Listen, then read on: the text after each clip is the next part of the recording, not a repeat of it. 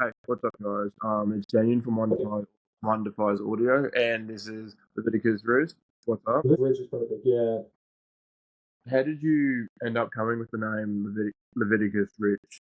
Out of is Leviticus, sorry, Leviticus your name, and then you just added because you're just to shorten Richards, or just because you're I just want to identify myself with money, or what was the go with that? The story behind Leviticus Rich, it's not that interesting of a story. Pretty much it came from college. When I was in college, some of my friends had another nickname for me. It was Levitis. It was just a goofy nickname. It means nothing. But they took my actual name Lenny and just added they just called me Levitis. And so I don't know why. We thought it was like cool or interesting to put Levitis Rich on my Facebook page.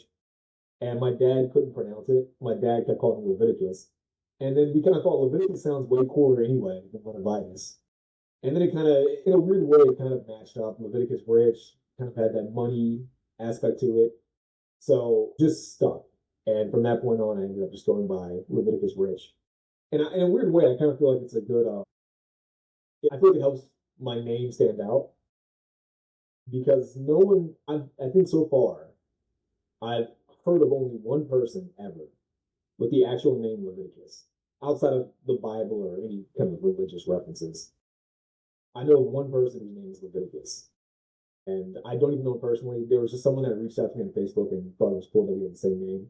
And I had to explain to him that it wasn't my actual like birth name. It was just a nickname I had.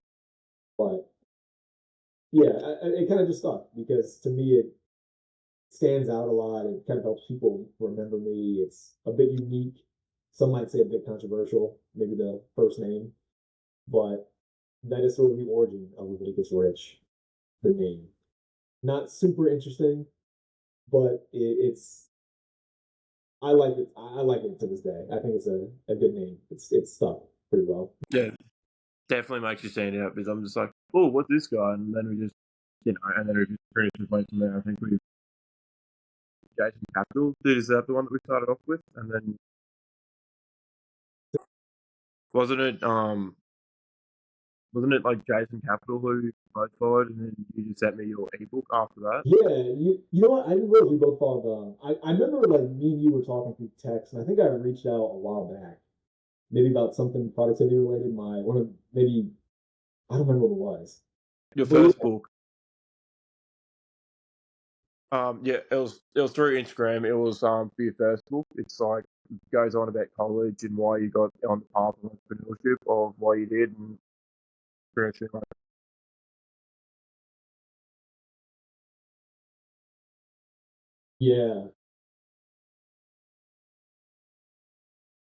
yeah, it's developed and gone.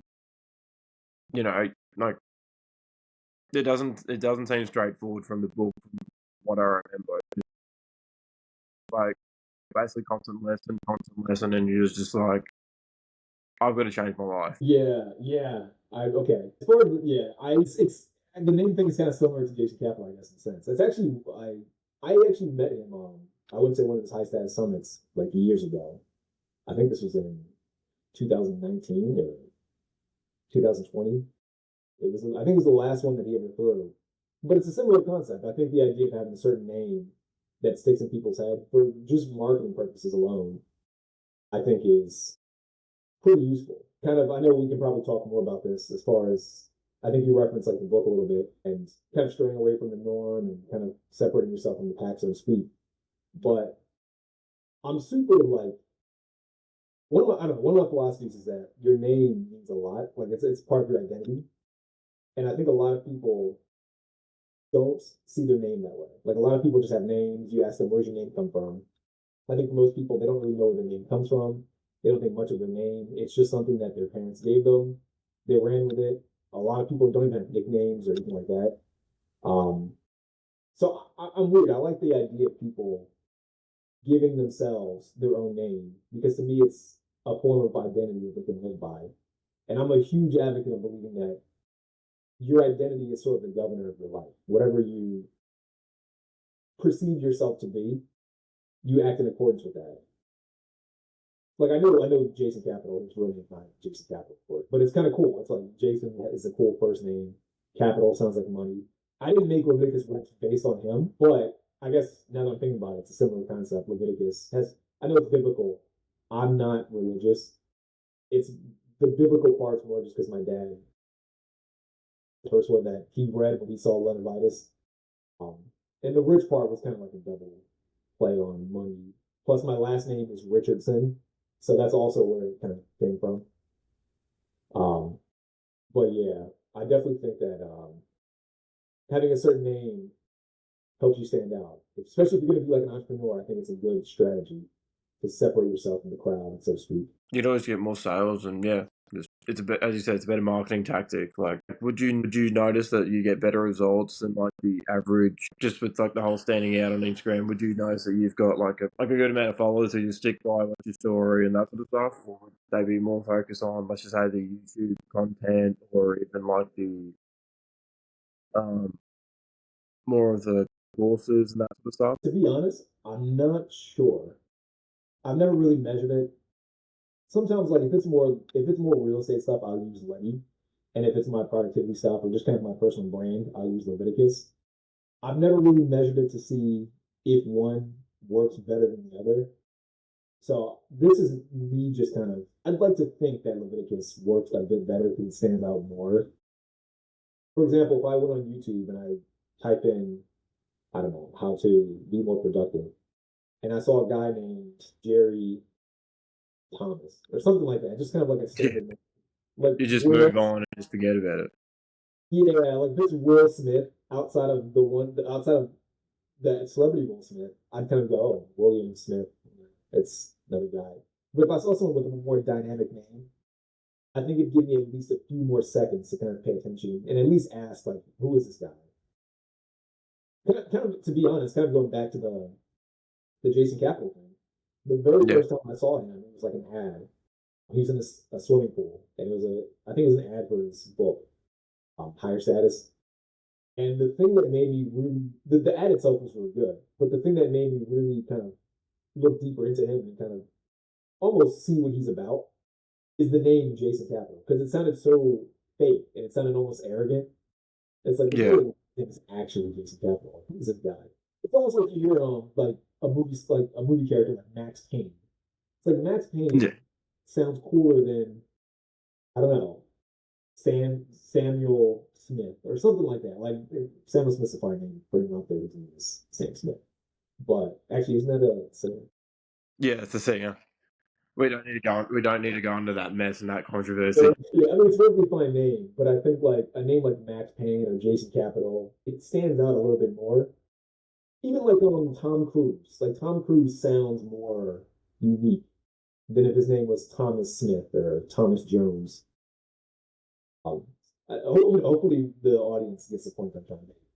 But as Yeah, far as if it has helped me more, I couldn't say because I've never measured it, but I would like to think just based on people's reaction to seeing that name. So I've said that name to people in real life, and they're like, Leviticus Rich, what does that mean? Or like, how do you spell that? What? Leviticus Rich? So it makes them almost stop and kind of take an extra moment to think about it. Or if I just said my real legal name, which is Leonard Richardson, or even Lenny Richardson, it's like, oh yeah, Leonard, cool. yeah.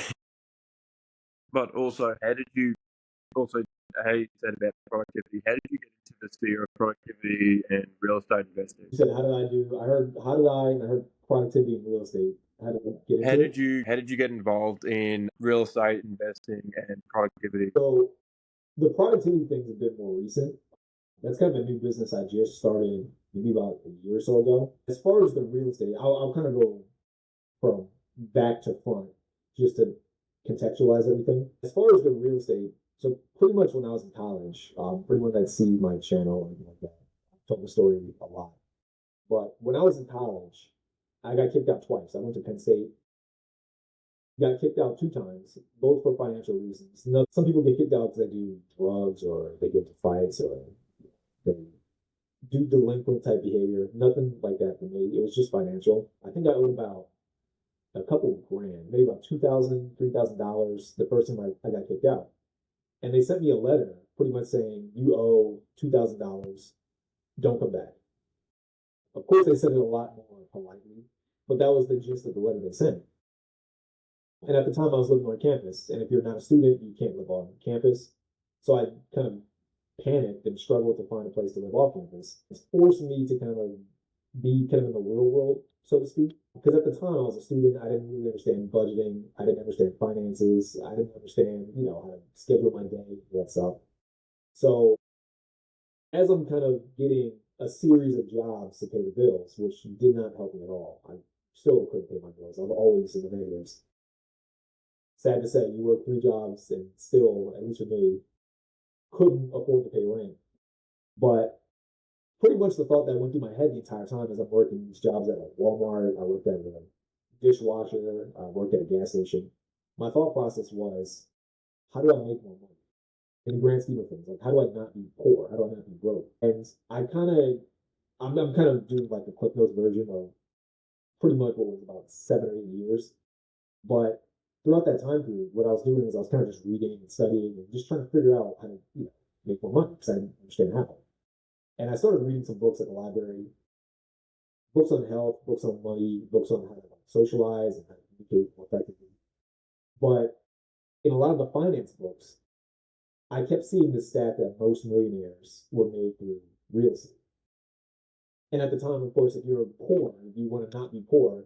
And so, me personally, I was like, well, if I'm going to not be poor, how do I take it to the extreme and just get rich? And so that was the answer I came up with. I need to get into real estate somehow. So fast forward a few years, I eventually did get back into college. I eventually did graduate. It took me about 7 years total.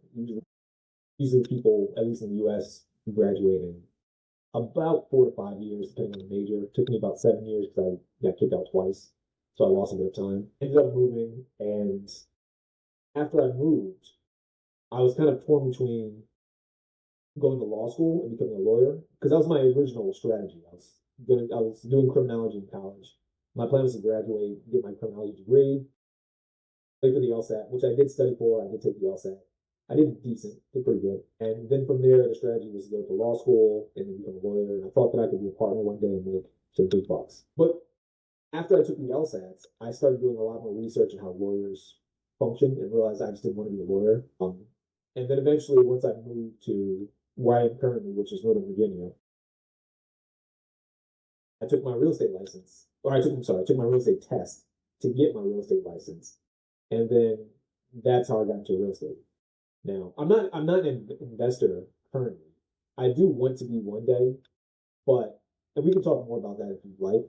Um, I This is going to go against a lot of standard financial advice. So maybe some of the audience might criticize me on this. They might not like me saying this. As someone who is a licensed real estate agent, I'm still a licensed agent. I don't do showings or listings. I do consulting, but I think real estate investing is a bit overrated in the grand scheme of things. It's not standard advice. A lot of finance books won't say this. A lot of people won't say this, and certainly real estate agents won't agree with me.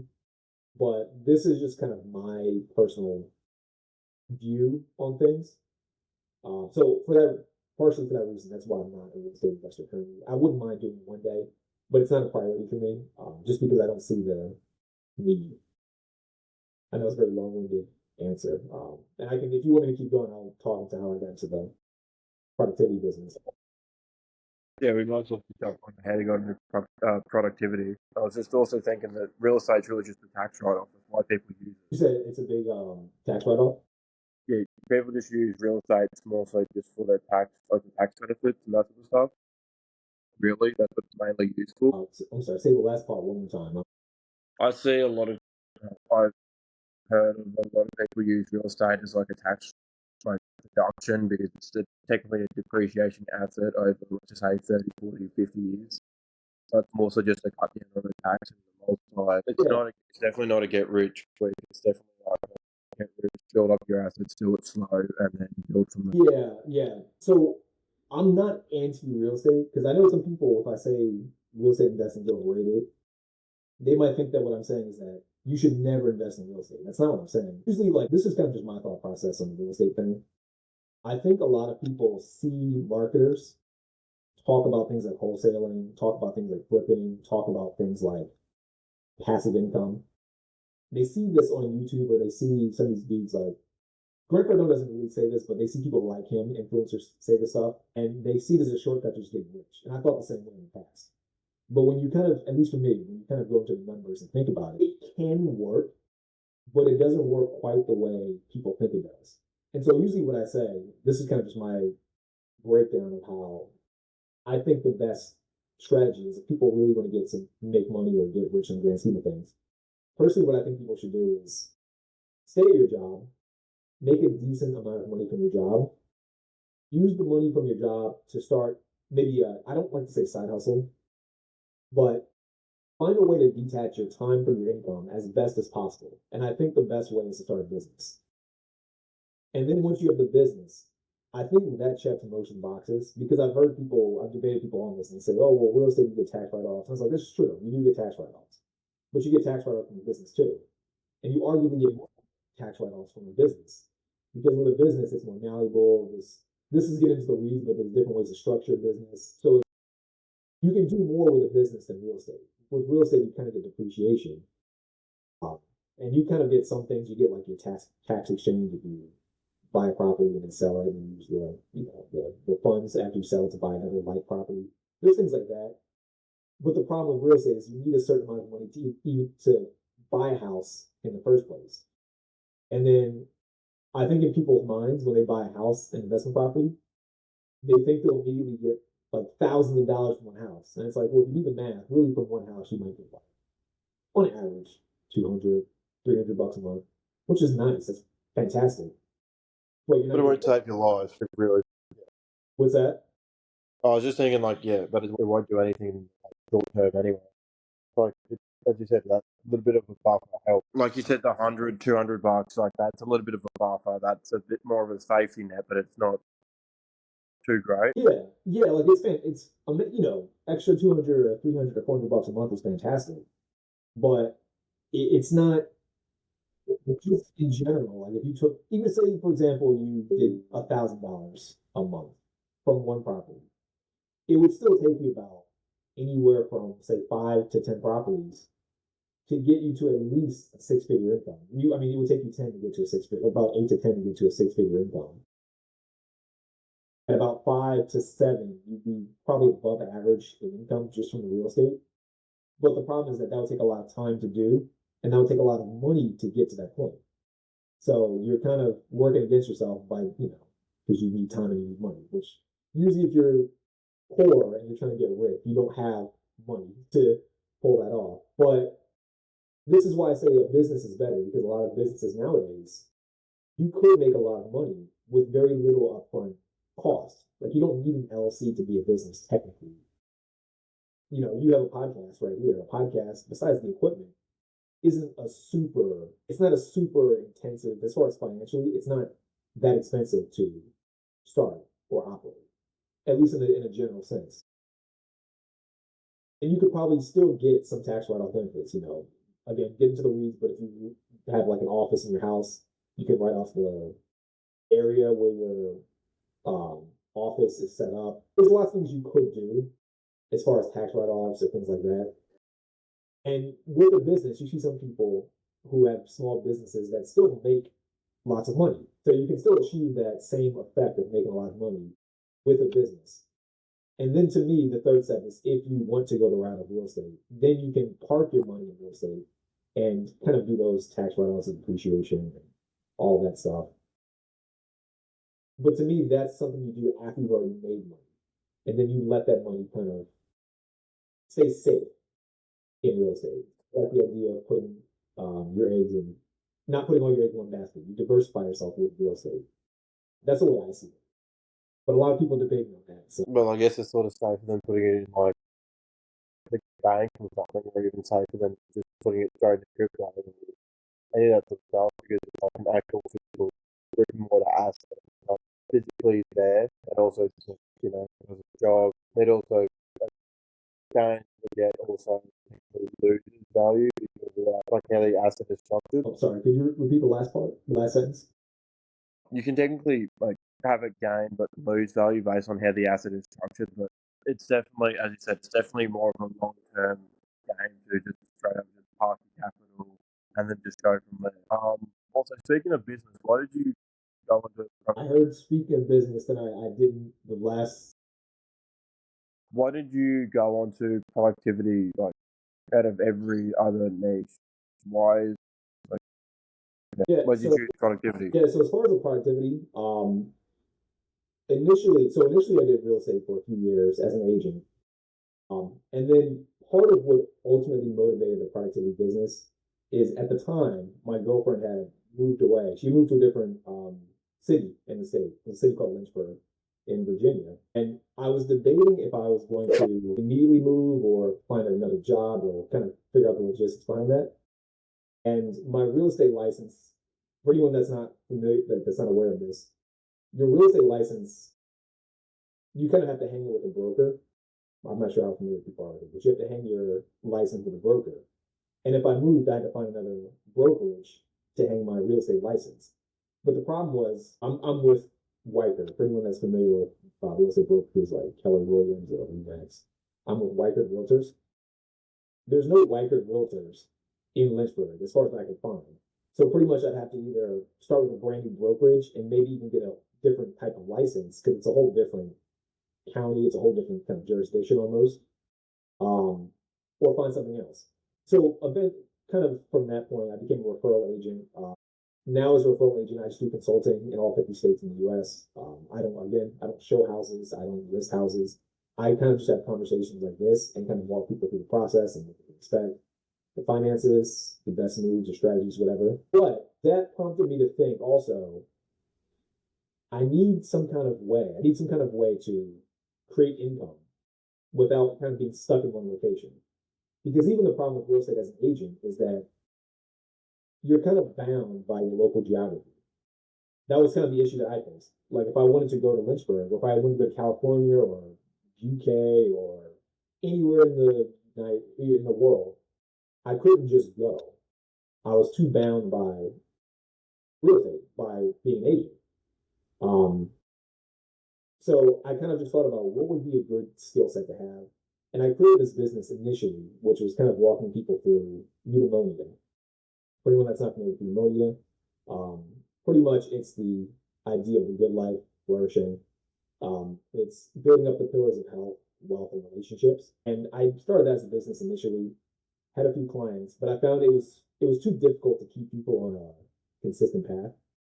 Like it's difficult to get people to invest in their health and their money and their relationships in just one package. So when I was working with a few clients, pretty much the thing that I realized was consistent, the thing that would get them to each of those three pillars and help them improve their lives overall was time management, productivity. Um, and it kind of helped because in my own personal life too, I also been doing like a bunch of stuff on the side. I did like funnels for different businesses, several books, had a podcast of my own, and a lot of people that knew me would just say, "You get so much done in a single day. How do you do that?" So I kind of just thought to myself, you know what? Let's just make a productivity business. If they understand the time better, they can build up those three pillars. So that's kind of the story of how I started the productivity business.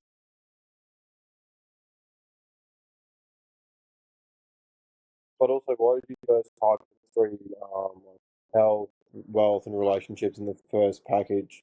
Like, why did you decide to target them three? Was it like a high ticket sales item, or what exactly was it? One more time. I'm sorry. Because you said you try to target the people. What's the word? Health. Yeah. So then, how come that didn't work out? Just not. You said it only worked out with um learning only.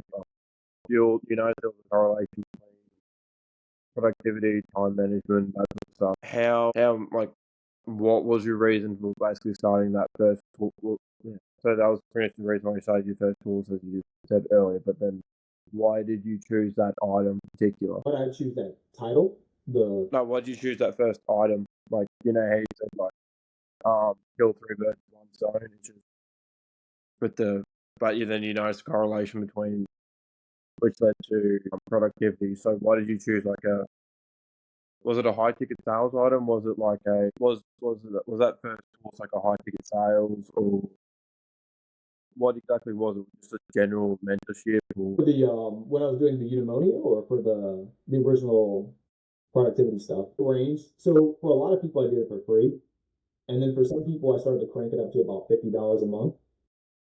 But the $50, it was a combination of I think $50 was a bit too high for a lot of people, and it was a combination of that, and it's just a complicated structure. Like it's too many things in one package, so to speak. It almost be kind of like if you're a personal trainer in 1 month. If 1 month you have a personal trainer, then the next month he decides to talk about like real estate. Then the month after that he starts talking about how to be more social or how to network more with people. It's too all over the place. I think initially the idea may have appealed to some people, but it's hard for me, at least personally, it's hard for me to kind of keep clients that way and keep people engaged in that type of structure. And even as far as like running that type of business, I think it's a bit too much to manage. If you have different people that you're working with one on one and you're kind of really trying to figure out, okay, did you work out? Did you do this? Did you socialize with the X amount of people that you said, like you said you were going to do? It's too much. And it's kind of all over the place and messy. So then I just figured like, if you structure your day accordingly, you get all that stuff done. Because that's kind of what I was doing in my own personal life. To this day, I still go to the gym pretty regularly.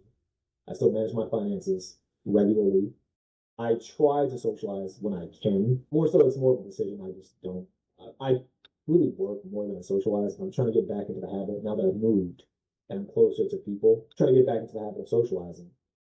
But really, all that stuff comes down to how you manage your time, how you manage your day. So to me, that was the thing that I really should have been focusing on. And it was something that other people had already kind of validated me on and said that I did well. And I see some people kind of on YouTube who talk about time management and productivity. Um, but there's plenty of people who talk about it on YouTube. I don't see as many people that effectively utilize it in a way that actually produces objective results, if that makes sense. Like you see, like sorry if you're gonna say something like that, but like you'll see people. Here's an example. You have someone like Ali Abdal. No hate towards him. I love him. I watch his content. He'll talk about productivity, but I think it's one thing to just talk about it, and maybe if your lifestyle makes productivity easier, like if you're someone who's a YouTuber full time, it's easier to be productive than if you're someone who works, say, a 9 to 5 job and you work 12 hours a day, and you want to also try to find a way to squeeze in a little bit of working out or a bit of a social life or, all those things, some hobbies, maybe a side hustle. It's harder to do for most people. It's easy to be productive when you have all the time in the world. So that's more the angle that I'm coming from because I go through that and I've been in that situation where I did not have much money, but I still managed to be as productive as I possibly could be. And so, got results from it. Yeah, that really makes sense. I was just thinking like because it's like even the people who are trying to just as you said, I'm doing like 9 to 5, trying to get like a side business or even like, juggling that like relationships because they technically got 2 jobs. They've got to keep one maintaining. So the last part kind of got cut off again. Because they got to keep their income maintaining through their job still, and it's still good enough. So yeah, that makes a lot of sense. Like they're trying to help them just manage their time to make it effectively and like have a structured procedure to actually set out their life. Whereas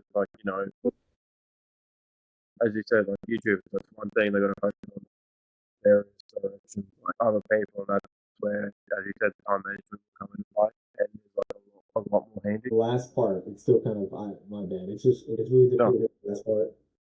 Yeah. So yeah, it's like that time, as you said, the time management like is really, really handy for people who've got that sort of focus at the moment through, like, as you said, side business, any of that sort of stuff.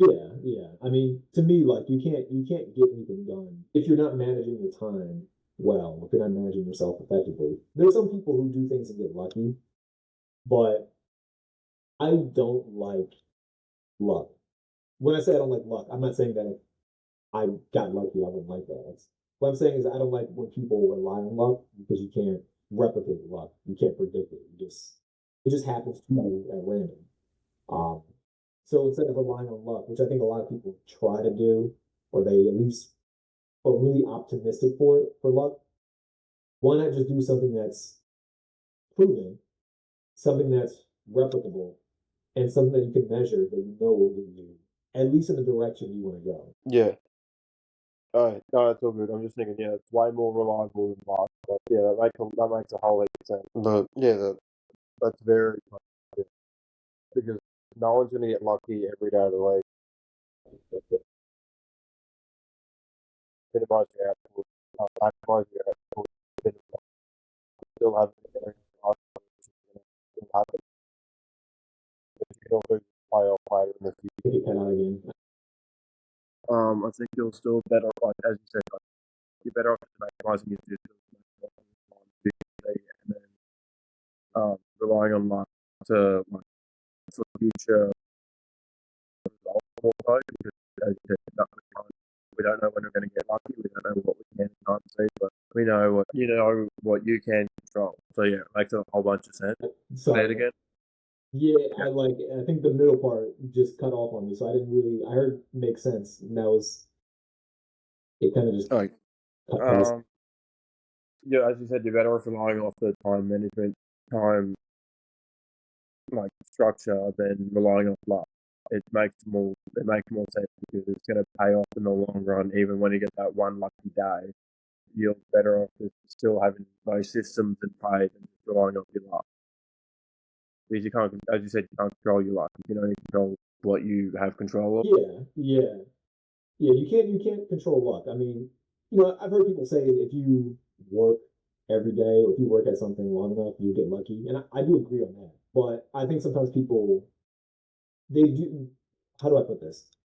I think sometimes people just live their normal lives and they don't really construct a good plan, and they hope that good things will just happen to them at random. They think that just because they want something to happen, they'll just get it.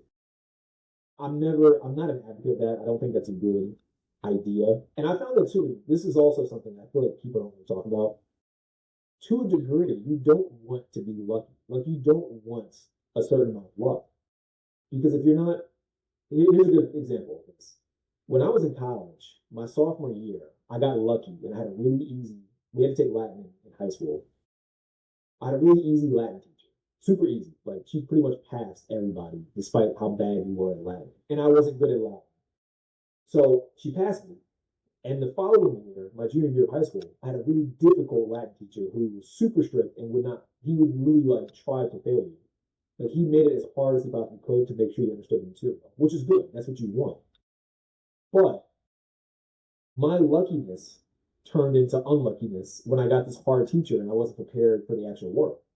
And I remember I had to get tutoring because he would get so frustrated because he would say, which in hindsight was like super basic stuff. I should have known this. He would say like, conjugate this verb, or do you understand, these types of nouns? And I would say, no, I don't understand this. He's like, why don't you understand this? And the answer was because my other teacher, I got lucky, got a really easy teacher. So I got a good grade last year, but she couldn't prepare me for this year's class. So the luck ended up working against me. So I say this because if people who want luck, I think they're only thinking about luck in the moment and they neglect how much luck can hurt them down the line. Another example, lottery winners. A lot of people, I think statistically, like 80% of lottery winners go broke in the next few years, like 2 3 years, something like that. And the reason is because they're not prepared for how to spend or invest money. They got lucky and they might win like $5 million off of, a $5 ticket or however much money ticket, but they're not prepared. And then once the reality of, like, once they have to actually use the skill set of spending money sets in, once that happens to them, they're not prepared and they end up losing worse and being in a worse situation than they were from the beginning. So then it's like, well, were you lucky? Yeah, in that moment. But in the grand scheme of things, you're actually very unlucky because you weren't prepared. Now, the better person, it'd be better to not win the lottery, learn how money works, maybe go through the 10 or 20 years to create the business or do whatever it is you want to do, like a good paying job, whatever. Then at that point, you understand money. And at that point, you won't lose the money. It's not lucky. You just created your own luck, but the outcome's better. So that was my tangent on luck and why it's better to have a plan than be lucky. Yeah, 100%. Yeah, I completely agree with that. Especially like in regards to crypto, like people get lucky and rely on palms and just think like, okay, I just made half a mil, I did nothing. Yeah, and then like, a lot of people